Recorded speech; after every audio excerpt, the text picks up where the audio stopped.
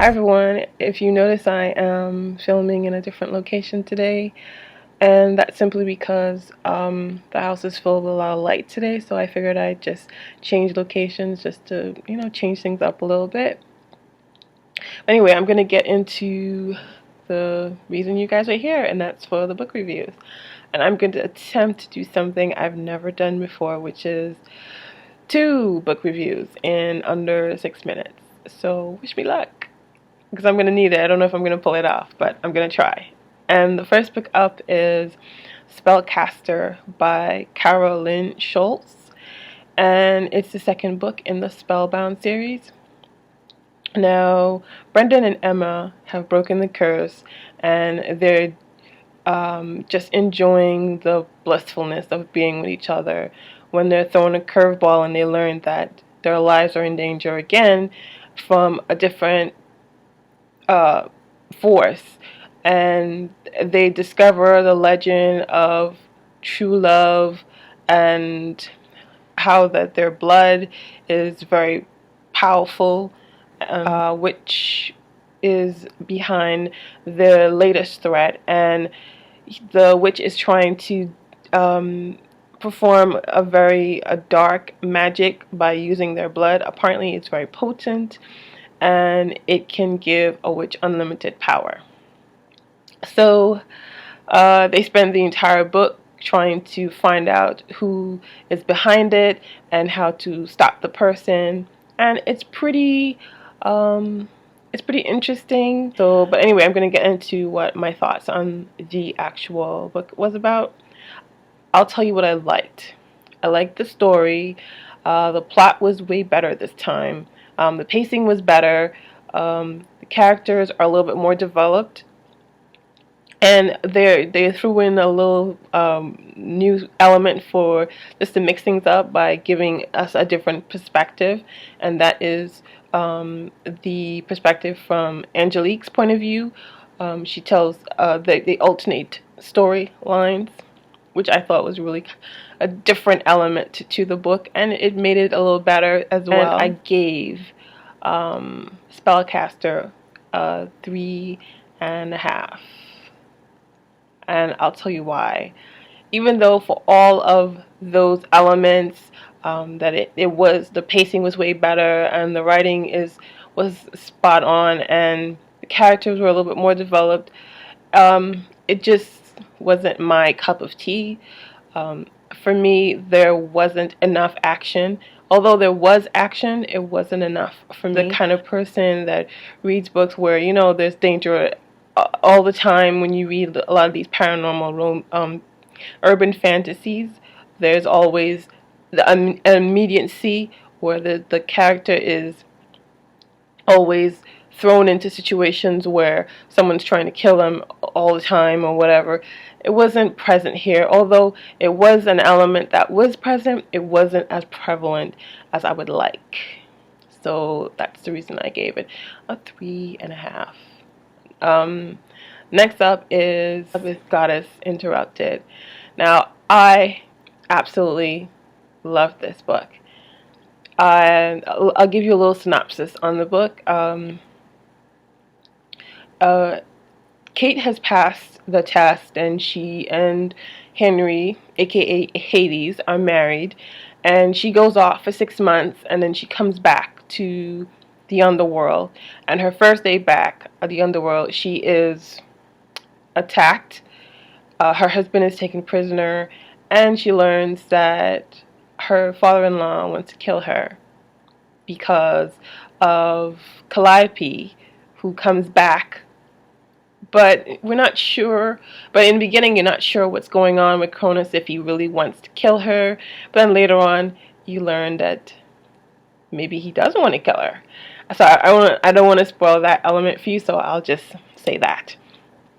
And Calliope, of course, she is she is very villainous in this book. And to me, her point of view, seems a little bit more spiteful than she seems than a badass. She seems more spiteful, and I kind of hated and pitied her at the same time, because she was kind of pathetic because her reason behind wanting to get back at Kate was because her pride was hurt and her feelings were hurt, and that basically was the reason why she decided that she was going to um, awaken Cronus and basically put the entire planet at risk, because once the man wakes up, he's going to kill us all.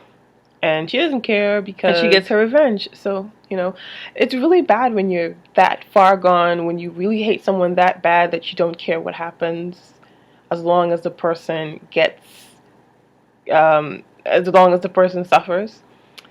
So, yeah, and to that end, she was a great villain.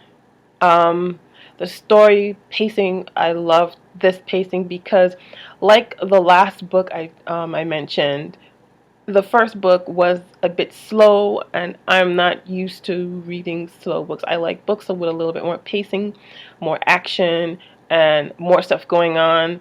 And in this book, there is more action, there's more stuff going on, the pacing is better. I'll tell you what I liked about it and what I didn't like.